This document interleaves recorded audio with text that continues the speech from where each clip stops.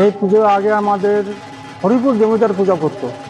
আমরা এখান থেকে যেতাম বাঁকা নিয়ে, ওখান থেকে যা পূজার সব জিনিসপত্র যা লাগে ওখান থেকে আমরা নিয়ে আসতাম। ওখানে এসে জমিদার আবার লোক পাঠিয়ে দিত বাংলাদেশ থেকে। ওখান থেকে লোক পাঠিয়ে দিত, মোড়লের বাড়িতে থাকতো। এখানে আমাদের মোড়ল আছে, মোড়লের বাড়িতে থাকতো। পূজার যে কদিন থাকতো এখানে, পূজা করে আবার ওদিন চলে যেত।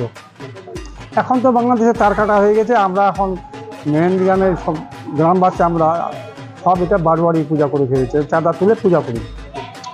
এই পুজোর মূল বৈশিষ্ট্য কী রয়েছে? এই পুজো আমরা গ্রামবাসী আমাদের এখানে মা বলে সবাই মানে মানে কেউ আছে আর কি।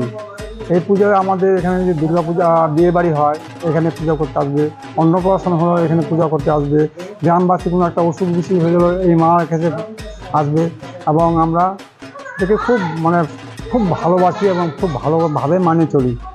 এই পুজোতে কারা কারা অংশ নেয়? এখানকার এই পুজোটা আমাদের এখানে হিন্দু মুসলমান সবাই আছে এখানে।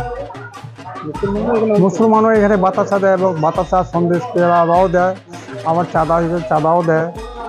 হিন্দু মুসলিম মিলিত হয়ে পুজো করা? হ্যাঁ। কোনো বিভেদ না, আমাদের এখানে কোনো বিবেক নাই। ওদের প্রতিটা বাড়িতে এখানে আমাদের একটা মেলা হয় বিসর্জনের দিন। ওদিন মুসলমানের বাড়িতে প্রায় লোকের 10টা 12টা করে আত্মীয় স্বজন ভর্তি থাকে এবং আসে। আমাদেরও তো আত্মীয় স্বজন ভর্তি হয়ে থাকে। কোনো এখানে কোনো ভেদাভেদ নাই, পূজার মধ্যে কোনো ভেদাভেদ নাই আমাদের, কোনো ভেদাভেদ নেই। আনন্দ আর কি বলবো, একদিন আসে দেখতে পাবেন। আমাদের এখানে খুব আনন্দ হয় বলি। মেলা বসে পুজোকে কেন্দ্র করে? হ্যাঁ, পুজোকে কেন্দ্র করে মেলা বসে। হ্যাঁ, বিসর্জনের বিরাট বড় মেলা হয়। কোনো কিছু করতে পারে বিসর্জনের দিন ওরা আপসাপ চলে আসে দোকানপত্র নিয়ে। এখানে মায়ের মন্দিরে কি মূর্তিটি থেকেই যায়? মায়ের কি মূর্তি থাকে? না, মূর্তিটা আমাদের পাথরের মূর্তিটা থেকে যায়।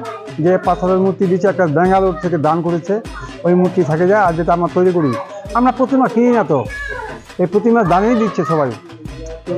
আমাদের 6-7 বছর এখন আছেই দান। এবার যেমন চুনিতলা থেকে দিয়েছে। মায়ের মন্দিরে একটা মূর্তি আছে, এই মূর্তিটা কিসের? এটা পাথরের, কে দিয়েছে? ব্যাঙ্গালোর থেকে দিচ্ছে ভদ্রমহিলা। তার মনের আশা পূর্ণ হয়েছে। এই যে এবার যেমন দিচ্ছে তার মনের আশা পূর্ণ হয়েছে বলে এবার দিচ্ছে চুনিতলা থেকে। এখন তো আর বেশি সময় নেই, আর কয়েকটা দিন। কত ব্যস্ত আপনারা? হ্যাঁ, খুব ব্যস্ত আমরা। দেখেন ধোয়াধুয়ি করতেছি, প্রতিমা আনবো, এদের সব কিছু খুবই ব্যস্ত একদিন আমরা এখন। পুজোকে কেন্দ্র করে কি গ্রামবাসীদের মধ্যে কোনো নিরামিষ বা? হ্যাঁ, আমরা তো পেঁয়াজ রসুন মাছ মাংস খাই। এই যে আমি চান করে আসলাম, এখন দেখলেন না আমি ভাত খেয়েছিলাম। আবার সকালবেলা আসছিলাম, সকালবেলা ধোয়াধুয়ি উৎসব করে করছি, আবার যে একটু ভাত খাইছিলাম, আবার আপনারা গেল ওখানে, আবার চান করে আসলাম এখানে। আমরা খুব ভয় করি এখানে, বুঝলেন। গ্রামবাসীরা সকলে নিরামিষ? হ্যাঁ, পুজোর কটা এখানে আসতে গেলে নিরামিষ।